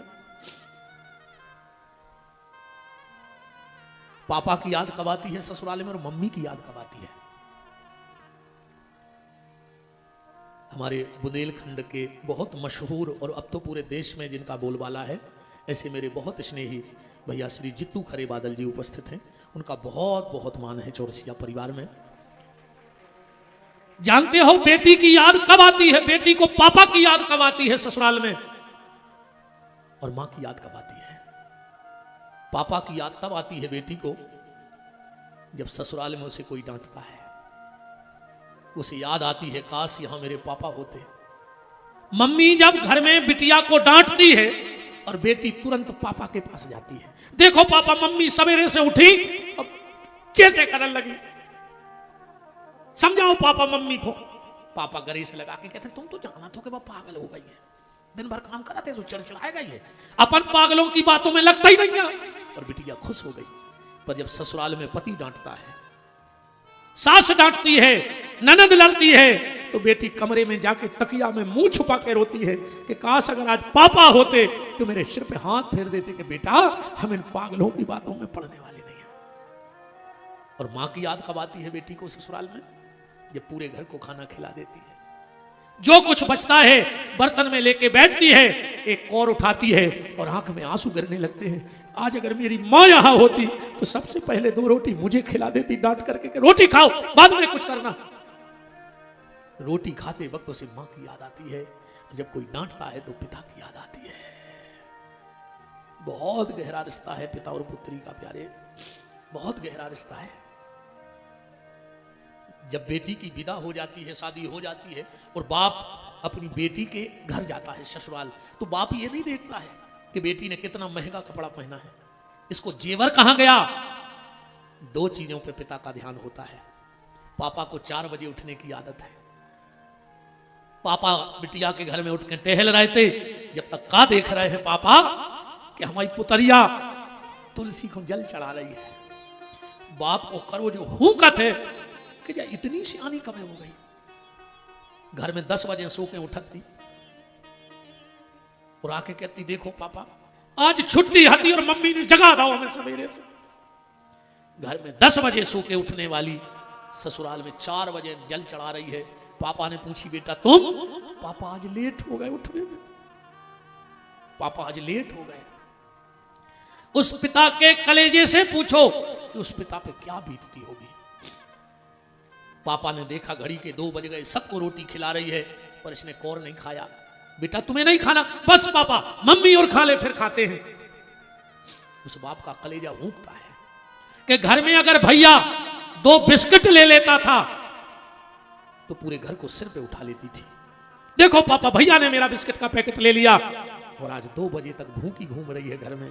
पापा भी सोचा थे इतनी सियानी हो कब गई हमारी बिटिया, इतनी सियानी हो कैसे गई। बहुत कष्ट का समय होता है जब कोई बेटी को विदा करता है। अच्छा, शादी के 1 दिन पहले जिस दिन बारात आनी होती है उस दिन घर में 2 लोगों को नींद नहीं आती है, एक बिटिया को और एक बिटिया के पापा को। 1 दिन पहले की रात बिटिया छत पे जाएगी, बाहर आएगी, कमरे में जाएगी, किताबें खोलेगी, अलमारी खोलेगी, अपनी गुड्डा गुड़िया देखेगी, अपनी की पुतरिया देखेगी, क्योंकि उसे पता है कि बस यही रात आज आखिरी है, सब छूट जाएगा, सब चला जाएगा। और दूसरे बेटी के बाप को नींद नहीं आती, पूरे घर के चक्कर काटा थे वो रात में, अपने ते मर्यादा रहे थे, अपन बड़ों के सामने अपनी पत्नी से बात नहीं कराते। घर में मेहमान भरे हैं, पापा 2 मिनट को मौका ढूंढ रहे कि हमारी पत्नी से बात हो जाए। और जैसा ही पत्नी अकेले में देखी दौड़ के गाओ सुनो सुनो सुनो सुनो। पत्नी कहते हो कागा इतने काय घबरा रहे। पति कहते तुम बोले चलाओ, जो हम कह रहे बात सुन ले, हमारे का टाइम नहीं है, बताओ क्या बात है। पति कहते सुनो कल अपनी बिटिया चली जाए, अगर वो अलमारी खोले उसमें से तुम्हारी 1-2 साड़ी निकाले, कुछ जेवर निकाले तो निकाल ले दियो, हम पे विश्वास करियो, हम तुम्हें दोनों बनवा के दे हैं, पर आज आखिरी बार हमें अपनी बिटिया को देने। और रे भैया जे जे को भगवान ने बिटिया दई होए इतनो सुख दे दियो, घर में इतनो सुख दे दियो, इतनो सुख दे दियो, ऐसे फिर को भरोसा नहीं है क्योंकि किस्मत में का लिखो है उनकी ससुराल। जितना सुख दे सको अपनी बेटियों को सुख दे देना, क्योंकि इनकी तकदीर का पता नहीं कहां पलट जाए। बहुत कष्ट का समय होता है भैया। कभी ऐसा संयोग होता है किन्हीं किन्हीं बेटियों की मां नहीं होती है। जब उस बेटी की विदाई होती है वो दौड़ करके अपने भैया का हाथ पकड़ के लाती है और कहती भैया मुझे तुम्हारी प्रॉपर्टी में हिस्सा नहीं चाहिए, मुझे जायदाद नहीं चाहिए, पर भैया मेरे सिर पे हाथ रख के कसम खा के कहो कि पापा को दुख नहीं दोगे। पापा ने हम लोगों के चक्कर में दूसरी शादी नहीं की भैया, पापा की आंख में आंसू मत आने देना। कभी कभी ऐसा भी संयोग बनता है किन्हीं किन्हीं बेटियों के पापा नहीं होते। जब उस बेटी की शादी होती है मां गले से लिपटा के कहती बेटा जब तुम्हारे पापा हमसे कहते कि जिस दिन मेरी बेटी का विवाह होगा सारी दुनिया देखेगी, मैं खुद को बेच दूंगा, पर मेरी बेटी से अच्छा विवाह किसी का नहीं हुआ होगा। पर मां कहते बेटा मामा इतनी तो गुंजाइश नहीं है, हम कसर कछू नहीं छोड़े, पर चलो बेटा भीतर पापा की तस्वीर लगी है, आशीर्वाद ले लो। और जब वो बेटी उस तस्वीर के सामने जाती है तो देखना कभी उस तस्वीर में से भी आंसू बहते हैं। उस तस्वीर से एक ही शब्द निकलता है, बाबुल की दुआएं लेती जा जा तुझको सुखी संसार मिले। बहुत प्रेम करती है बेटी पापा से और पापा भी बहुत चाहते हैं। आखिरी में तुम लोगों ने देखा होगा विदाई के समय सब मिलेंगे और वहां बेटी का बाप नहीं मिलेगा, एक तरफ जाके बैठता है कहीं, एक तरफ 2-4 लोग उसके खास खास मित्र जाएंगे। चलो भैया बिटिया की विदा हो रही, अब उसको आशीर्वाद दे दो। आंखें नीची करके जाएगा, क्योंकि उसको डर लगता है कि अगर मेरी बेटी ने मुझसे नजर उठा के ये पूछ लिया कि पापा मैंने गलती क्या की है जिसके कारण तुम मुझे अलग कर रहे हो, तो किसी बाप के हलक में इतने शब्द नहीं है कि वो बेटी के इस सवाल का जवाब दे सके। चुपचाप जाता है, बेटी कंधे पे सिर रखती है, मानो कहती है पापा आज मुझे जी भर के रो लेने दो, क्या पता लौट कर ये कंधा मिला कि नहीं मिला, क्या भरोसा ये दुष्ट समाज मुझे जिंदा छोड़ेगा कि नहीं छोड़ेगा। मेरा आप सबसे हाथ जोड़ के निवेदन, किसी की बेटी को मत जलाना पैसे के लिए, किसी की बेटी को फांसी के फंदे पे मत झुलाना। तुम तो चंद कागज के टुकड़ों के लिए किसी के कलेजे को आग लगा सकते हो, फांसी के फंदे पे झुला सकते हो, पर उस मां से पूछना जिसने 9 महीने उसको पाला है, उस बाप से पूछना जो खुद भूखा रहा है पर अपने बच्चों को पाला है। क्या समय आ गया साहब। कोई कुर्सी कोई ईमान बेच देता है, कोई धर्म कोई ईमान बेच देता है, कोई ईमान कोई धर्म बेच देता है। मिल जाए अगर अच्छा भाव तो जज अपनी कुर्सी बेच देता है और जला दी जाती हैं ससुराल में वही बेटियां जिनकी शादी में बाप अपनी किडनी बेच देता है, जिसने किडनी बेचकर अपनी बेटी का विवाह किया और इस दुष्ट समाज ने चंद टुकड़ों के लिए उसको जला दिया। अरे अपनी बेटी का घर बसाने के चक्कर में कई बापों के घर बिक गए। जब खुद का घर बिका तब बेटी का घर बसा। एक बात और देखना आप, हम अपने मामा के, अपने फूफा के, अपने मौसा के यहां जाएं, 2-4 दिन से ज्यादा हम लोग नहीं रुक पाते हैं। 2-4 दिन रुकेंगे, भैया हम तो घर जा रहे हैं, हमें अच्छा नहीं लग रहा तुम्हारे घर, जबकि मामा पहले से जानते हैं, बुआ पहले से जानती हैं, रिश्तेदार हमारा स्वभाव जानते, हम रिश्तेदारों का स्वभाव जानते, फिर भी 2 से 4 दिन नहीं रुक पाते। पर बेटी उसके घर में जा रही है जिसको जानती नहीं है। किसी बेटी से पूछा कहां जा रही हो, बोले ससुराल, हो सकता है वहां तुम्हें भूखा रखे, बेटी कहती है रह लूंगी। हो सकता है वो तुझे गालियां दे, बेटी कहती है खा लूंगी। हो सकता है तुझे मार खानी पड़े, बेटी कहती है खा लूंगी मार। हो सकता है ससुराल वाले तुम्हें मार दें, बेटी कहती है मर जाऊंगी। तो उस बेटी से पूछा किसके लिए ये सब, गाली खाने को तैयार, मार खाने को तैयार, भूखी रहने को तैयार, यहां तक कि मरने को भी तैयार, किसके लिए। और बेटी का जवाब सुनना, बेटी कहती है अपने पापा के लिए। जब लौट कर अगर जिंदा आ गई, वो समाज में, गांव में, शहर में अपने पापा का सिर सम्मान से ऊंचा उठा देखूंगी तो मैं ससुराल के सारे दुख भूल जाऊंगी, पर मैं ऐसा कोई काम नहीं करूंगी जिसके कारण समाज में मेरे पापा को सिर झुका के चलना पड़े। अरे बेटा तो मरने के बाद